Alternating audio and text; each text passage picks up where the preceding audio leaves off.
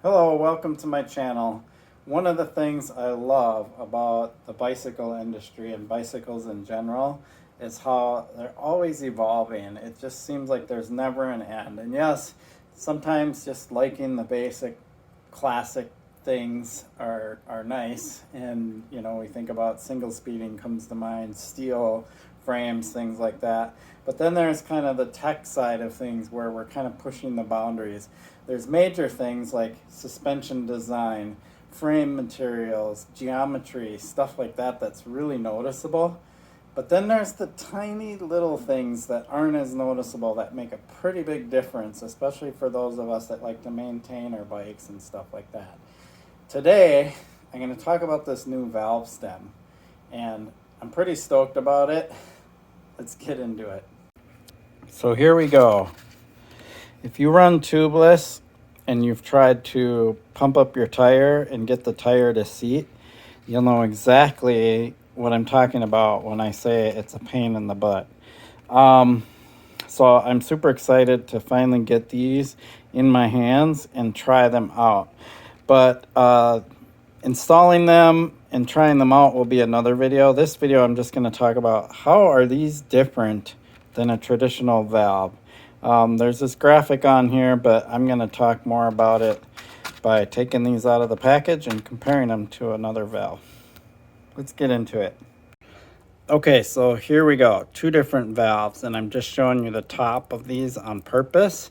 This is a traditional valve, and you see the little piece that goes on there, and then this one has a very similar piece.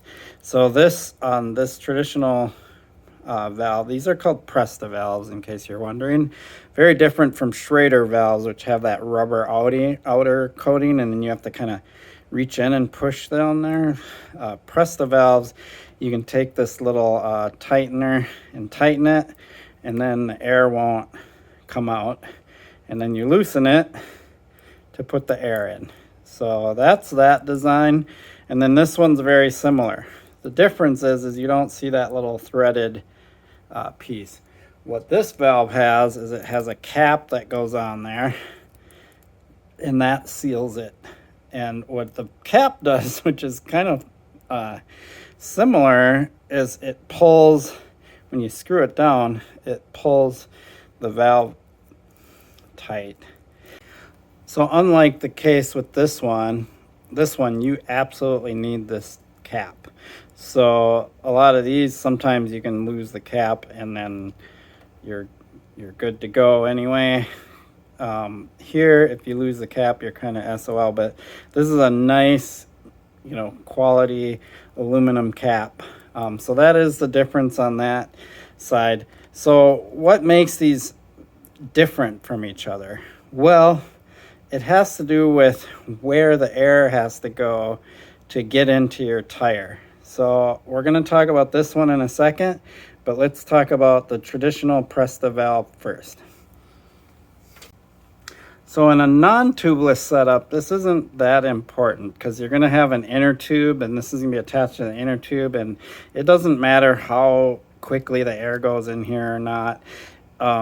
Every time you pump, it's going to go in the tube and it's just going to stay in there. In a tubeless sense, you have to get that tire seated. And kind of like how a car tire is, you need to get a lot of air in there quickly to get the tire to push out to the sides and pop. So that's where this really matters. And so we're going to just take the core out. So you can use a little tool. If you look at there's little flat edges, and you can take what's called the core out. And suddenly you start to realize that there's this valve mechanism in here. And this valve mechanism is very, the amount of air going through there is very small. So what actually they did, because this has to thread inside of this core here, which is here, look at how open that is. I mean, there's a lot of airflow that can go through there. But then you look at this design, and this all of a sudden restricts it. and the amount of airflow that can go through there is not much at all. It's got to get around this, and then this has to thread into here and really restricts all the air. So what's kind of ingenious about the other design, and you'll notice this in a minute when I show it to you, is they basically took this concept and said, why do we have this extra part? Why not do this at this level? I'm sure that's the thing they solved, is like, they're like, well, we're doing this with this little cylinder and all this little airflow space. Why don't we just apply this design to the bigger piece and just have one piece? Well, let's take a look at it. It's exactly what they did. Okay, so here's the other valve, and I'm gonna unscrew this cap, and as I unscrew the cap, watch what happens. Whoa, look at that. So now you have that same similar top, so when you put the pump on, it's gonna push this in all the way and opens that up. And then, because you can get air all the way around that, and you have this small little needle going down the middle, you're getting a lot more airflow into your tire per pump than you would be getting in that other valve, where they basically, where they basically have that core threaded in here restricting this part of the valve. I mean, this is ingenious, and it's kind of funny that it took this long for somebody to come up with this solution. So it's clear that you can get a lot more airflow with this. And then when you put the cap on, I'm not even sure how this works yet because I haven't looked, but maybe somewhere in there there's threads that grab this, because when you put the cap on, watch it, it closes it up and locks it airtight.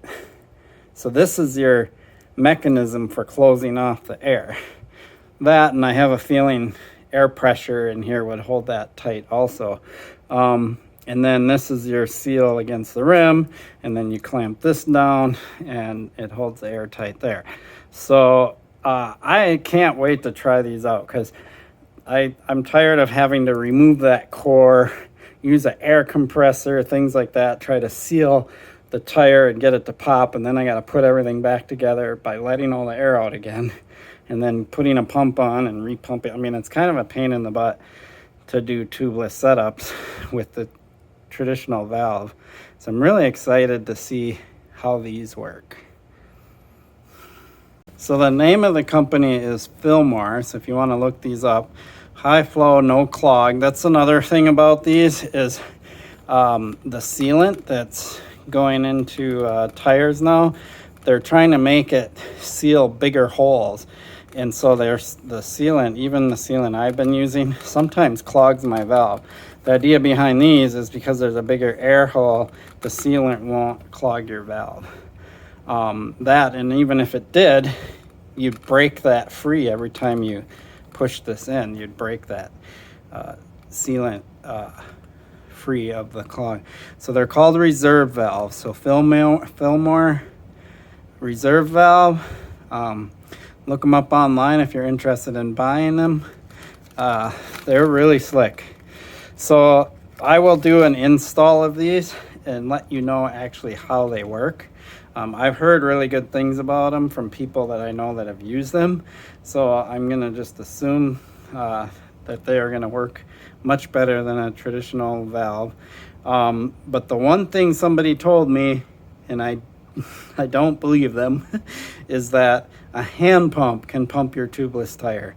That I have a hard time believing, because a hand pump just doesn't do much air in itself. But I'm gonna try that trick and use my hand pump, and I'm gonna have the tire unseated. Like maybe I'm out on the trail and I burped my tire and it's unseated, and I'm gonna try a hand pump and see if I can actually do that with these valves and get my tire inflated. And by hand pump, I'm not talking about this style pump. I'm talking about the small little portable ones that you carry on the trail with you. That's what I'm talking about. So there you have it, the Fillmore reserve valve. I think this is going to be a game changer for tubeless setups. I really do. I've heard a lot of good things about it. I can't wait to actually apply these. I'm actually already going to be making my next video here soon, trying these out. We'll start with my Rustler. I have a bunch of bikes now that are set up tubeless. My Rustler, my Low Side, my Esker Hey Duke. What else? Well, those are the three I know right off the top of my head. If you go back just 3 years or 4 years, something like that, I would have never guessed I'd be so into tubeless as I am. And I don't know if it's mostly because the technology has just gotten better or what it was, but I've changed my mind on tubeless. My Heller that I had was the first bike I put tubeless tires on. I switched it out. I was worried. I did like a few weeks of testing thinking, oh, I'm going to burp the tire, I'm going to get flats, things like that. I went an entire year, never got a flat, never burped the tire, all that stuff. I do check my air pressure before every ride. If you're going to go out and ride your bike and not check your air pressure, you're going to be riding with, 15 psi or something, you're going to burp your tire. So check your pressure before every ride. Even with tubes, you need to do that. It's just one of those things about bicycles you want to do. Just check your tire pressure. I don't know why I see people that don't, and they'll have issues, and I'll be like, well, what PSI? Well, I don't know. I put air in it like a week ago or 2 weeks ago. Like, that's not how I operate. I check every single ride what my air pressure is. It only takes a few seconds. I usually do it at the trailhead. I have a pump with me, things like that. So because of that, I've never had an issue with tubeless tires. And actually, believe it or not, the Rustler tubeless setup I have, when I check the tire pressure, even after like a week, I don't have to add air. Like, they've been holding air like really good. So some bikes do better than others, or might have to do with how well you did the setup or somebody else did the setup if you have them do it. But anyway, tubeless is definitely the way to go. Road bikers are already starting to go tubeless. I think it's going to be pretty much the standard, at least with mid-level or higher end bikes. Low-end bikes will probably always have tubes. But it's awesome. It's lighter. You can run lower pressures. You get better traction. All kinds of benefits to tubeless. And this valve is a game changer in that realm of things. Awesome. I really appreciate your support from my channel. Please like and subscribe. Peace. Stay tuned for the install of these and how well they work.